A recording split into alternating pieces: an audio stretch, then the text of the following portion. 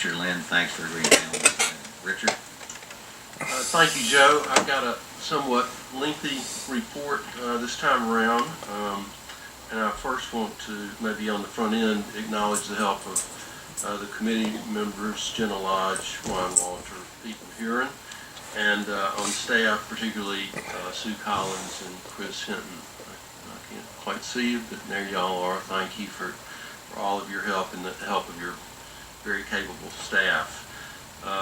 The first quarter of the fiscal year is a busy one from our perspective of this committee.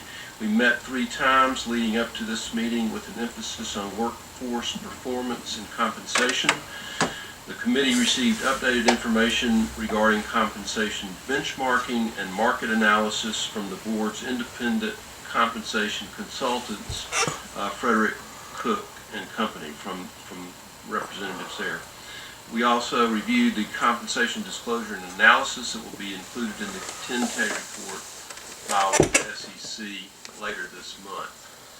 The committee has spent a substantial amount of its time, as it should, reviewing TVA's performance over the past fiscal year. Chief Financial Officer John Thomas provided overviews of fiscal year 16 performance in his report.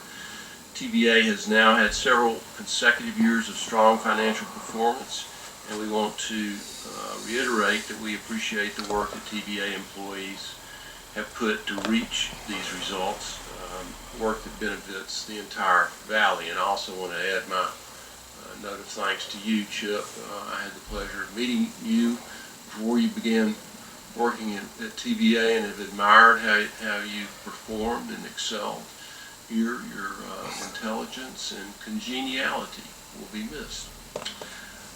Before the beginning of the fiscal year, the board sets performance measures including safety, debt, cash flow, net income, jobs created and retained, and board-level significant events. After reviewing TVA's performance against the goals and discussing with Bill, the committee recommends a corporate multiplier of 1.0. This multiplier recognizes TVA's overall strong performance. TVA also has set a separate set of incentives focused on longer-term performance. These metrics apply to those executives and officers responsible for sustaining certain key performance levels over a 3-year horizon. These metrics look at wholesale rates, reliability, and external factors such as feedback from our customers. Last year, I illustrated this topic by talking about reliability, a subject often addressed during the listening session. TVA measures load not served, which, although a little more complicated than this, is basically the number of minutes that our customers experience outages due to TVA transmission or generation issues. I recently asked a group of local ratepayers if they could remember the last time their electricity went out, and nobody raised their hand. Last year, over a 3-year span, TVA's average was top decile in the utility industry. We remain at close to 4 minutes of load not served for the average customer this year. Local power companies and ratepayers, especially industrial customers, consider this one of TVA's most important goals, as this performance is closely tied to reliability, a fact that strongly supports its inclusion as an incentive metric.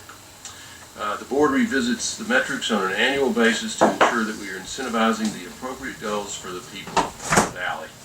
TVA has delivered strong results in the areas measured by the long-term incentives, and the committee recommends an incentive payout of 110% under the executive long-term plan. To avoid confusion, I'm going to move to the 2 incentive-related items separately. First, the committee recommends a corporate multiplier of 1.0 applicable to the overall winning performance payout for the annual incentives as explained in the resolution behind tab 7. And I move for approval of the resolution. Do we have a second? Any discussion? All in favor of approving the item behind tab 7? Say aye. Aye. Opposed? None. The item's been approved. Next, the committee recommends an incentive payout of 110% under the Executive Long-Term Incentive Plan. The resolution approving this proposal is behind tab 8. in your notebooks, and I move for the approval of it. Do we have a second? Any discussion? All in favor of approving the item behind tab A, say aye. Aye. Opposed? None. Item's been approved. Our next item related to compensation for the board's consideration is are the salaries of TVA employees that exceed executive schedule level 4.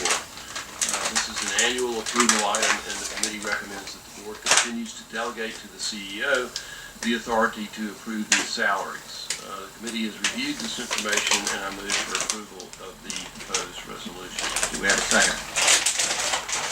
Any discussion? All in favor of approving the item behind tab 9, say aye. Opposed? None. Item's been approved. The committee, working with the board chair, also conducted its annual review of CEO compensation to set the structure for fiscal year 2017. We utilized the services of an independent outside advisor to aid in our evaluation of this matter. The CEO's current compensation is below 25th percentile, meaning the lowest quarter, of industry and well below our own compensation plan's recommended range, which is median of market. Although we measure TVA's performance against these other utilities, we do not compensate the CEO at the same level, given the public service nature of TVA and this position. And as an aside, Bill, let me say that I think the board would agree with me in that you really get this aspect of the job. It shows in your execution and in the performance of the whole organization. After review of the TVA's recent performance, the benchmarking data, and in order to become more competitive, we are proposing a change to bring CEO compensation closer to the 25th percentile, and that we allocate the increase to the long-term at-risk programs which pay out relative to performance. We are not recommending an increase in the base salary of the CEO or the CEO's annual incentive opportunity. We are proposing to increase, rather, the long-term incentive opportunity from 285 to 305% of base salary. As I said before, the majority of compensation is at risk and will only pay out relative to performance. The committee's preference is to increase performance-based pay rather than make additional awards or so-called bonuses not linked to the performance of the company. The committee believes that the 2017 compensation proposal for the CEO will continue to encourage a strong pay-for-performance culture at TVA. A resolution with the compensation structure is located behind tab 10 in your books, and I move for approval of this item. Any discussion?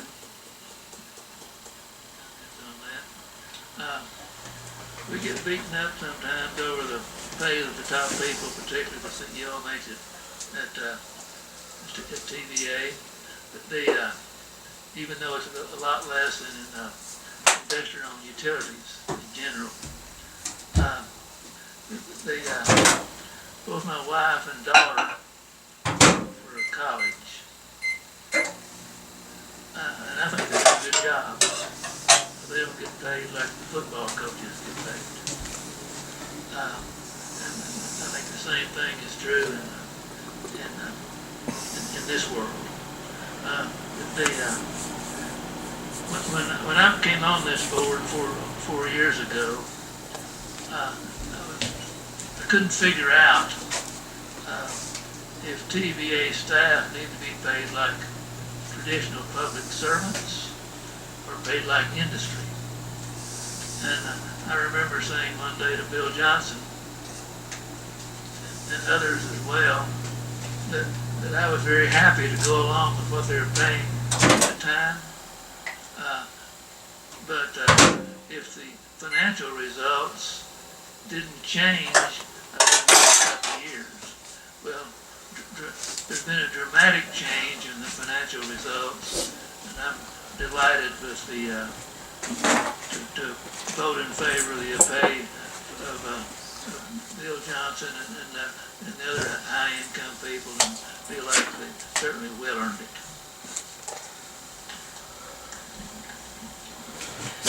Any other discussion?